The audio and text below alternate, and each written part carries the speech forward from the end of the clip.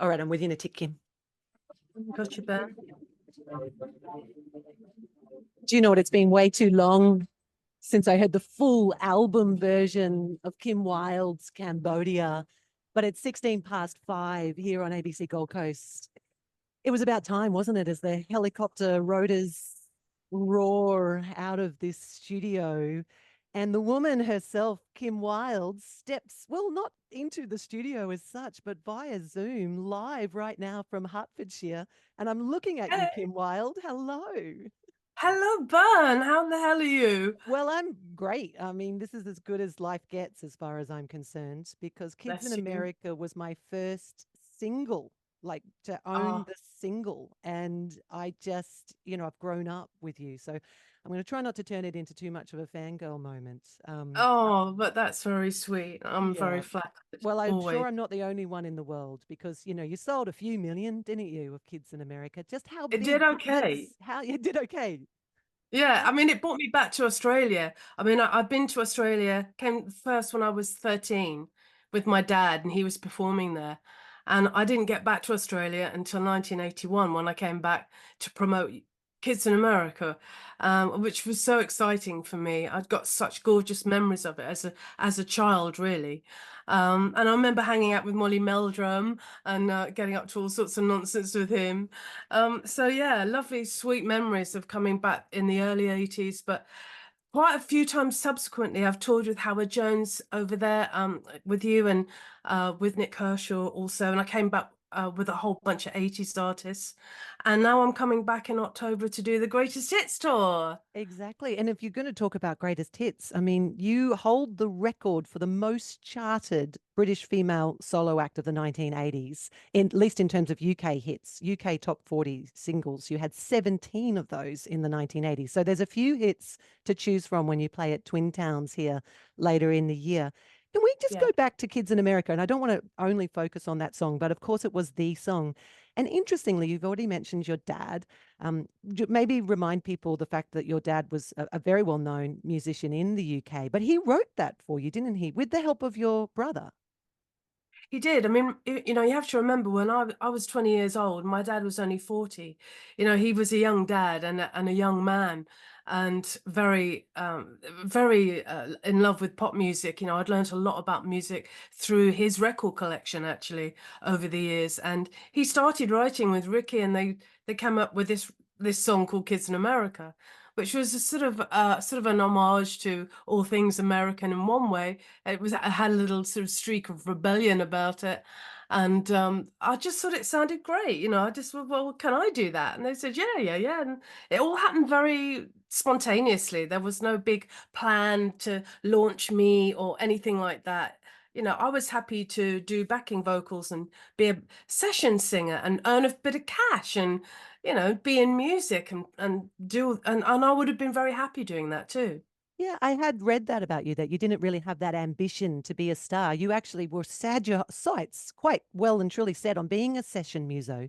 So what's the moment, other than that song, and obviously you've got your dad and your brother in your corner, but what's the moment where someone says, hang on a minute, bring her from the back and you're now the star, and not just a star, but you become a superstar, Kim Wilde? Well, yeah, I guess it was Mickey Most. We went to his record label, and of course, he was a great Svengali of music, and he discovered Suzi Quatro and produced Land House of the Rising Sun by the Animals, um, and had huge hits with Hot Chocolate and Racy and whole load of other artists. And he's the one, really. He's the one that said, "Hey, is that your sister? Can she sing?" And then it all started, all a bit fairy tale like, actually. I was wondering about, because you're entering this big, that can be quite I mean, it can be quite a nasty industry, actually, is my understanding. Any of these industries, whether it's film, whether it's music, and there's, different characters out there that want to take advantage, particularly of young women. And I Yeah. wondered whether having your father and your brother gave you a sense of, and I don't know if safety is the right word, but I wonder, well, what would you make of that word safety? Did you feel, I don't know, that you had some kind of extra superpower to you because you were in a safe situation with people you knew and trusted?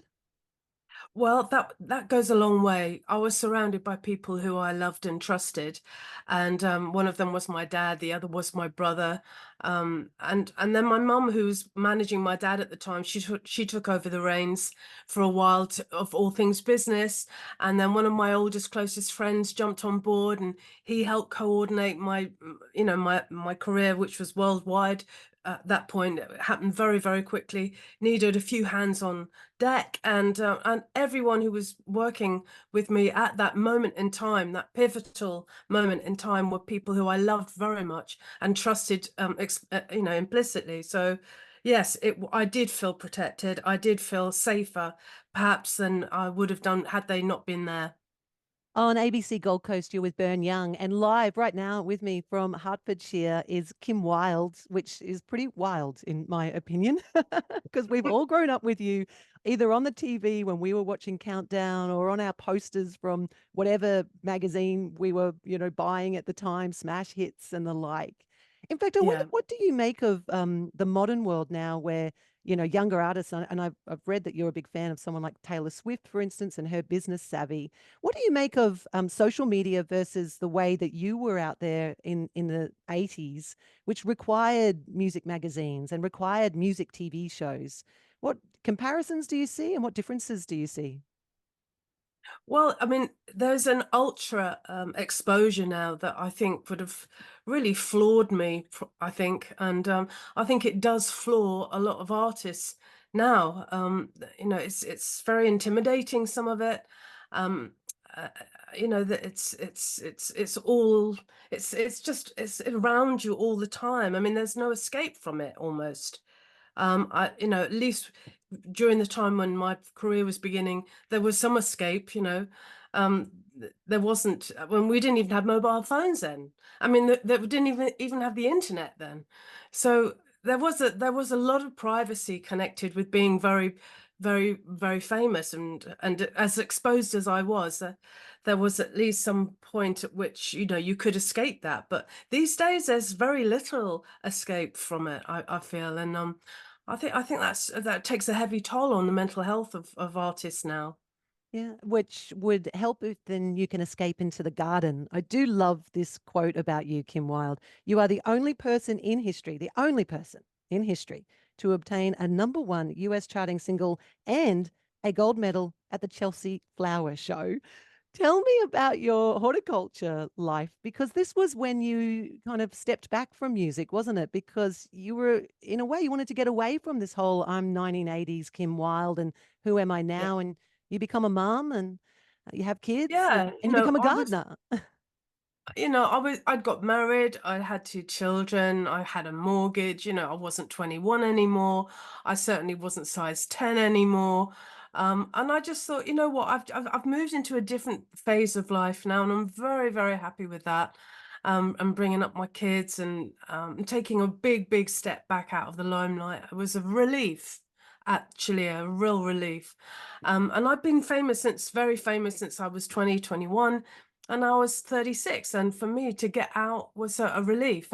But gardening found me really quickly, as first of all, because I wanted to make a garden for the kids to grow up in. I wanted somewhere where I could, grow vegetables and flowers, and make a beautiful enchanted garden for them to grow up in. But very quickly, it all just escalated. And before I knew it, I was doing TV gardening, and I was writing books about gardening, and I was writing for newspapers and magazines about gardening. And then I was doing even more TV, and it ended up with a gold medal at the Chelsea Flower Show. So, I mean, I mean, I that's no didn't, easy feat, is it? I mean, just to put it in perspective for people, it's not easy to get a gold medal at the Chelsea Flower Show, is it?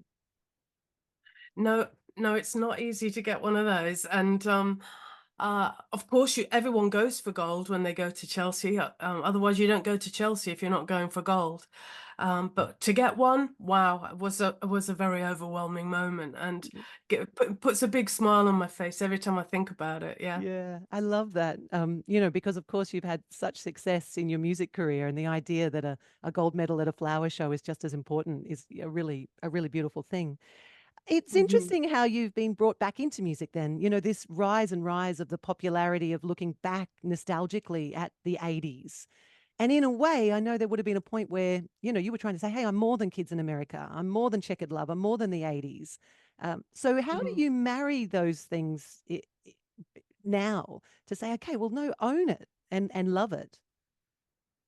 Well, I have been making several albums in the last 20 years, and so I sort of that's been enough for me, and they've done pretty well actually. So, and I've been able to evolve more and more as a songwriter, and continue working with my brother Ricky, which I just absolutely love. And we're recording a new album now, which is coming out January next year. So I've kept very active as a creative as well as wanting to sing the old hits over and over again. And when you play them in front of an audience and you see how they respond, it keeps the energy very high for those songs. Just the reaction you get is astounding, and it seems to get stronger and stronger every year. And every time one of the songs starts up, you can see you can feel it's like a tsunami coming towards you of utter joy, and you think, oh, bless these people, and many of who went out and bought that record, and you want to make it as wonderful and a great experience for them as you can. So it's very, very motivating. It's never boring, it's never dull, it's never the same, it's always new. Always new, every single audience, it's always new. And we treat each gig as like it was the most important thing in the world. Yeah, looking at you and hearing you say that, I know that that's not just a line, because it could be, couldn't it? Especially after you perform those songs so many times. Look, we've only got a couple of minutes left, and I don't even know how to finish with you, Kim Wilde, because it really has been wild for me to just link up with you live on radio. I do this so rarely that somebody joins me of your caliber. Often we're making these interviews in the middle of your night or my morning or whatever it is. Yeah. And then we replay them and we edit them and we make them perfect. But it's just been a delight. One of the things I really picked up on, and maybe you can just finish on this for a minute, is just how much of a music fan you have always been from the 1960s when you were born into the now. So is there a now artist that you're just thinking, this is what I'm listening to, something new that you're listening to, or something old that you're revisiting yourself? I mean, my taste is very eclectic, you know. There's a folk rock band called Bonnie Light Horseman who I absolutely adore. I love Lizzo, and I love the great R&B tracks that she makes, and Beyonce, of course. And of course, as you mentioned before, I'm really very down bad with the Taylor Swift thing at the moment. I'm disappearing down that little rabbit hole, enjoying every moment of it. So yeah, that's actually on my playlist right now is a lot of Taylor Swift. So I can highly recommend it.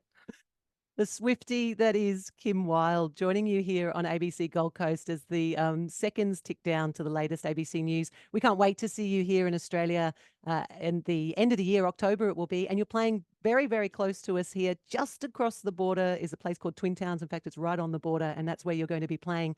Kim Wilde, thank Yeah. you so much for taking the time out of your night over there in the UK, and lots of love from us here in Australia. Oh, bless you. I can't wait to get back. Just lots of love to everyone. Can't wait. Cheers.